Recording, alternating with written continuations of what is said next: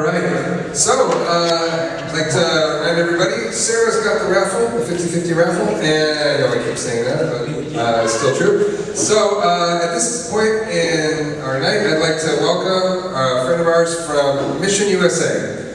So, what's his name? Glenn Fitzjerrell. Let's give a hand for Glenn.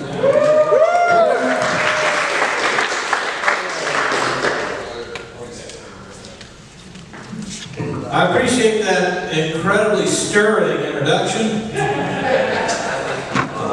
I told Brian I wanted to sing several ballads that I had written myself that were heartfelt, and he said no one wants to hear that. So I'm just going to talk about my ministry, if that's all right. I'm here because I am pumped about tiny houses, and I want you to be pumped. Yes, I'm glad. You can do it. You can get excited. Here's the thing. I've been doing prison and urban ministry now, and I'm closing in on my 30th year. Yes, you can clap for that too. I encourage clapping. I had my hair when I started. I was pretty in the face. Ladies loved me. You're good. But the years have taken their toll, and I show in my face how long I've been doing this. But I'm excited about tiny houses because of the work that I do with guys behind bars, the work that I do with people in residential drug rehab programs, because I think there's this myth that we have that these problems we see on the streets, the problems we see in the jailhouse, you know, all this stuff with the politics and the city and we get this idea, this is unsolvable stuff. We could just never put a dent in it, and all this is impossible. That's all a lie. That's not true. The truth is, taking just a bit of time to help one person can have a ripple effect leading out to other people. We need to have a vision of putting our hand to the plow and recognizing we can have a huge impact in this community, in this world. We can have a huge impact in the lives of individual peoples. And this is not rocket science. If I can do this with a terrible, terrible attitude and no hair whatsoever and minimal energy, you guys can do so much more. Amen? Okay, we're getting amens and clapping. We're getting something. Oh my goodness. I wrote down many other important things to say. Oh, so I want to talk about what I do. This is started in prison ministry many years ago in Texas, where I'm from. And I came to Chicago because there was a ministry here that was working with people behind bars and on the streets. At the time, none of that was going on. The way that they did that was to work with gang members. You talk to a gang member and introduce him to Christ while he's locked up, and then that guy would introduce you to the guys in the neighborhood. So that opened up that door. This worked well enough that I had way too many people to minister to that I had the time or ability to minister to them. So the next logical thing is, well, we have to get churches involved in that. I had a sense as a prison ministry guy, prison ministry professional and an urban ministry professional at that point, that the church really sucked and they would do a terrible job with it. And I've mostly changed my mind, which is awesome.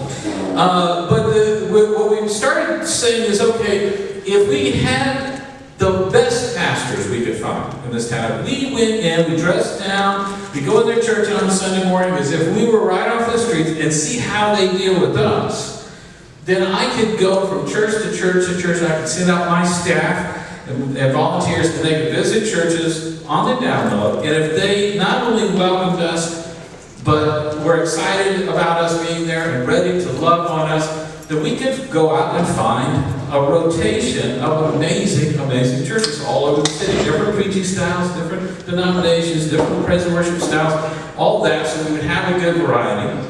So once we found those churches, we went to those pastors individually. And I said, we've got guys coming out of jail, we have people coming off the streets, we have people coming out of residential programs. They're all going to come to one meeting. This is every Tuesday night. And when they get there, we have done work with them. We've done Bible studies on the deck while they're locked up. And when they get out, they're ready to plug into this church. Now I'm going to ask you whether you want to participate in this program, and the answers is going to be one of two. Answer one is hell yes. Answer two is don't bother answering, I don't want to hear it. So you had to show me passion and enthusiasm in order to be a pastor coming to this meeting. You had to be absolutely passionate, pumped up, excited to get there. We kissed a lot of frogs till we found our princess, I must say. But sooner or later, we managed to get a rotation. We figured, okay, we're going to have 3 pastors come every Tuesday. They're each going to give a 10-minute message. We are going to pick what they talk on because why would we leave it up to them? We're going to say that we're going to, someone who's having a struggle at this meeting is going to write it down, and they're going to put it in a box, and then we take that and type it up, we hand it to the pastor and say, that's what you're preaching on, you've got 10 minutes. We have 3 different pastors each Tuesday, and then we rotate them around. So you just come to one meeting, all the best pastors in the city of Chicago parade themselves right in front of you, and they all invite you to their church. And you can pick any one you want. These are all going to be slam dunk, excellent, amazing choices because we've gone out and found these people. We have been doing that very thing for every single Tuesday for 14 years. Okay? That's what we're talking about too. Now, here's what I'm going to tell you about that. I have more fun doing that than you can possibly imagine. I mean, my life is so much better than really probably most of yours. It's crazy.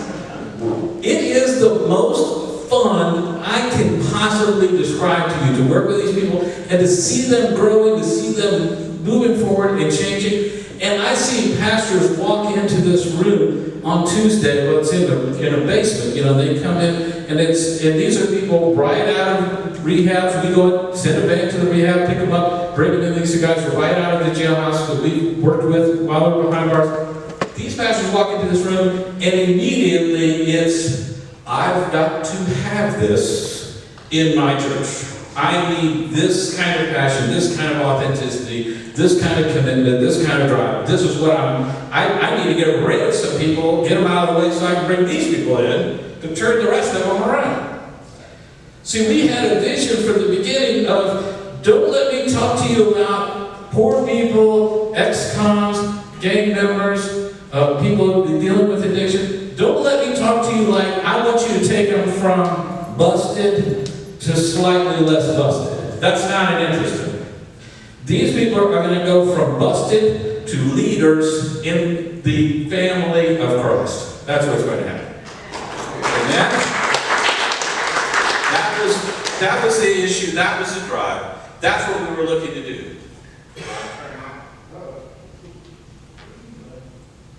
Oh, I don't really need it. Oh, there it is. So we had that drive that we could take these people from the bottom to the top. But a couple of weeks ago, we had one of our guys that we had raised up through the program. This is an individual that he was homeless. He was living on the streets for many years. He was addicted to heroin. He was addicted to crack cocaine, and he had completely ruined his life. He ended up in jail. He had an opportunity to go to St. Leonard's, a residential drug rehab, and we bring guys from that program to the bridge. So he started attending the bridge, and we said, when you get out, we want you to be a deacon. We want you to be one of our helpers. So you make announcements and help people find housing, help people find rehabs if they need it, help them find food programs if they need it. Because people come to this meeting, they need Jesus, but they need these other things too. So you're going to show them how to do that. So we have these people that we've raised up, now they're raising other people up. We're setting them up and putting them in a position where they can lift others up. See, the mentality we have about all of these things is that we think we just want to try and make this a few degrees better. And I think that's the wrong attitude. Let's raise our vision on this thing. The strength it takes to climb up out of this pit creates an entirely different human being. This is a person who has superpowers. This is a person who understands something about life the rest of us maybe only have a hint of. If you have the strength to climb up out of that pit, you have the strength to keep climbing up that mountain. That's what we want to do with tiny houses. Amen?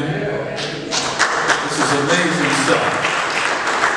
And now here's the deal. Here's the deal. Now you're waiting for the but. Here's the Okay.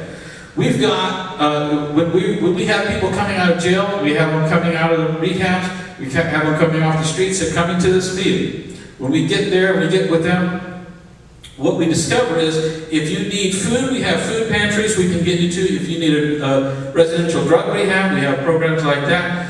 If you're homeless and you need a shelter, we recommend Mr. Jeremy Nichols, who is a rock star to us. And you can clap for Jeremy Nichols. Oh my goodness. That's why we're always nice to him, because he's always doing us favors and everything. So we try, I'm going to try and buy Mexican food tomorrow. That's what's going to go on. But here's the thing. What we have out of all of this, we can hook all these things up and get them into an amazing church. All that we can do. But there's one little gap here that we need to close. And here's what it is. I'm in a rehab. I can maybe get a little bit of temp work, but I can't get a whole lot of work in because I have to go back to the center and these kind of things. I don't have a car. I can't get around. I don't have a lot of money. So I'm getting out of rehab and I'm in great shape. I'm walking with the Lord. I'm coming to the bridge. I'm ready to move forward. But now I need a place to stay. And I really need to not go back with my family, my old neighborhood, and do that. I need a place of my own where I can transition to where we're going. So we need transitional housing. And so one thing in this town that's really, really, really tough to come by. And we work ourselves to death constantly trying to find that kind of housing to meet that kind of need for our men and women that we work with.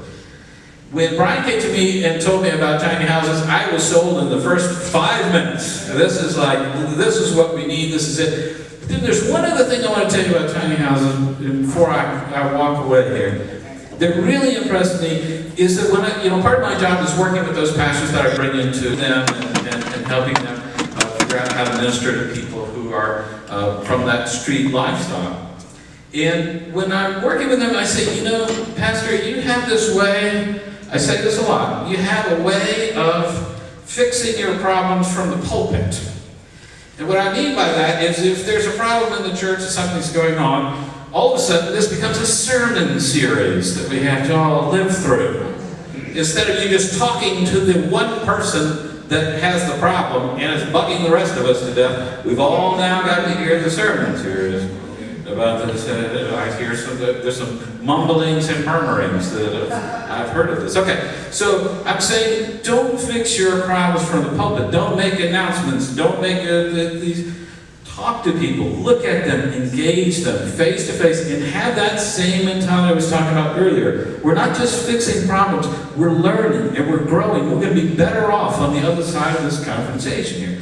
So I'm preaching this all the time, all the time. When Brian was telling me about tiny houses is not only going to provide housing, but there's going to be resources where staff people can work with them and help them line out all of these issues they're struggling with, connect all the dots, get them plugged into social services, get them where they're going. That's what really turned me on. There's a lot of throw them in here and shut the door and the problem is solved because they're not where we can see them, and that's great. We need to move beyond that in a mentality of I can help this person out and they can be a lighthouse to others. But in order to do that, I need to engage with them. I need to talk with them. I need to hear their story and how they got where they are. I need to care for them, body, mind, and soul, and get them in a place where they're in a position and they have they've learned about how to better their lives in such a way they can share that with other people. I'm a huge fan of tiny houses. I'm super pumped about all of you supporting it. I want a chance to do more. As Brian knows, I'm jealous for the chance to do more. We are big fans of that, and we know good things are coming. God bless y'all. Thanks for having me. Okay, guys, we're going to take about 10 minutes before the next band gets up. This way they can get up here and get ready. There'll be last call on the raffle tickets.